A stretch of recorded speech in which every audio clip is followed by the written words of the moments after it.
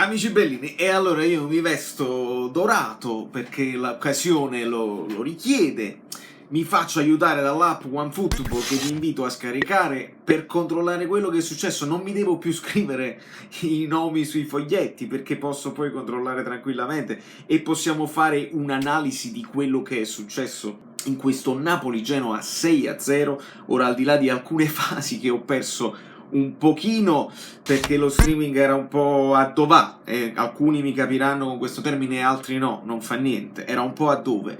Un pochino nell'altra stanza stanno succedendo i ciurilli, che io dovrei anche farvi vedere, secondo me vi devo far vedere, perché sennò voi non capite. Non capite cosa significa quando tu stai guardando una partita e i ciurilli...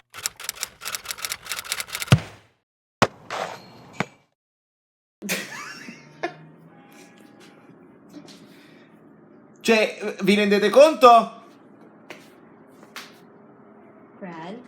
Bread, pane. Insomma, voi capirete che non è facile andare avanti così, ma rientriamo nella postazione, rimettiamoci a posto un attimo, perché poi mi emoziono. Allora, parliamo un attimo di tattiche e di analisi tattica, perché io sto vedendo già ovviamente dei commenti sul video della reazione che avete visto già, se non l'avete vista andatela a vedere ovviamente. Meret è stato ovviamente sollecitato poco, però ho visto abbastanza calmo nel fermare il pallone, nel guardare a testa alta se c'era qualche centrocampista libero. E il fatto dei due, ragazzi, il 4-2-3-1 significa che c'hai due registi, Fabian e Zielinski, che praticamente possono scendere a prendersi il pallone, non uno solo Demme. E sotto questo punto di vista che mi piace. Allora noi dobbiamo stare attenti, sì, l'equilibrio eccetera eccetera, ma ci sono anche dei vantaggi che il 4-2-3-1 ti dà. Non ci dobbiamo far spaventare dal 3-1 finale. È un 4-4-2. Il 4-4-2 da che mondo è mondo? Da quando in Inghilterra hanno inventato il gioco del calcio. Si fa. E non è mai stato detto che i due centrocampisti centrali devono essere due cagnacci così. No. Sono un po' troppo qualità e vorrei un po' più di interdizione per il futuro sicuramente. Però Albertini, il centrocampista centrale Albertini con a fianco dei Sailly, per fare un esempio, sarebbe l'ideale. Però in questo caso noi ci troviamo di fronte alla qualità e Fabian dietro, ragazzi, ci conferma la nostra impressione dell'altra partita, che dietro, più dietro lo metti e meglio è, perché sveltisce, non pensa per forza a mettersela sul sinistro per cercare il tiro, ma smista bene, si fa vedere e si è anche proposto, cosa che non mi aspettavo, si è anche proposto senza palla. Caspita, se sta in forma lo fa. Dopodiché Zielinski spettacolare nello strappo che ha fatto nel secondo tempo, dimostra tutta la sua qualità anche in finalizzazione. Il problema di questa partita sapete qual è? Che è andato tutto bene. Troppo bene, e quindi si rischia poi di l'entusiasmo.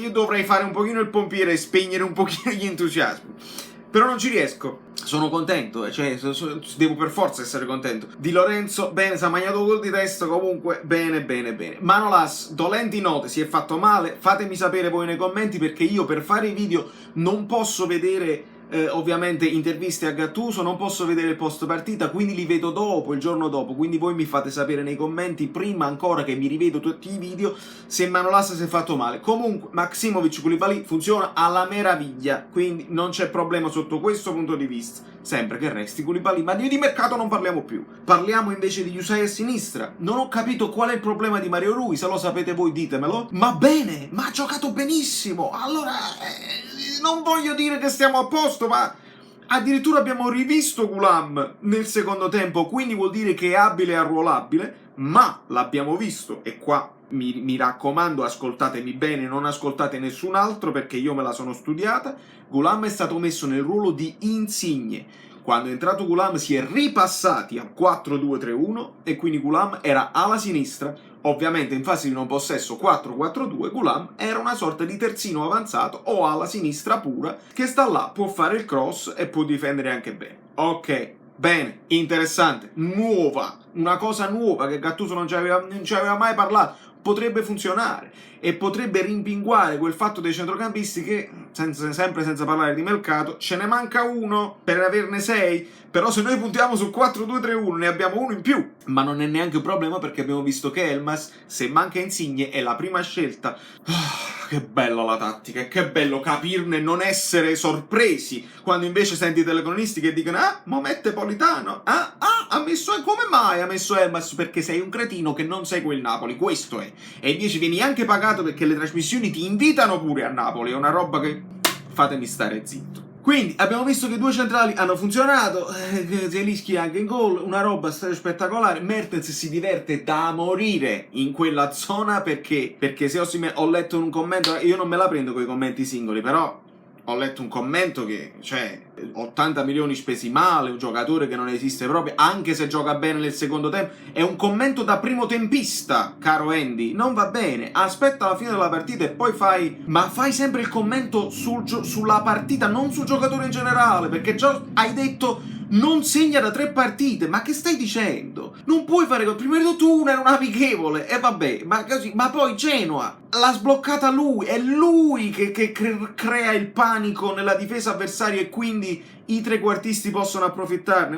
Ma veramente stiamo facendo? Non voglio proprio sentire critica a Osimhen. Osimhen sta giocando benissimo, si è messo a disposizione dei compagni, colpo di tacco che fece per Insigne contro il Parma, Insigne prese il palo, stavolta il colpo di tacco va a segno con il gol di Zielinski, assist di Osimhen, chiamiamolo Osimhen, ma che ce ne fotte, va benissimo, finché sta in campo e crea il panico va troppo bene perché gli avversari vanno in paura, la restituiscono male ai centrocampisti e tu ne approfitti e una volta c'è Mertens e una volta c'è Lozano che la prende e scatta e una volta può essere Politano, è così. È così che si sta giocando, si sta approfittando di questa cosa qua e va bene.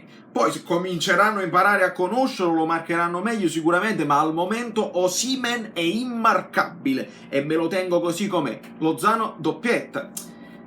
Che meraviglia aver recuperato il messicano che, ricordiamoci, è stato pagato anche quello che è stato pagato, e così va bene.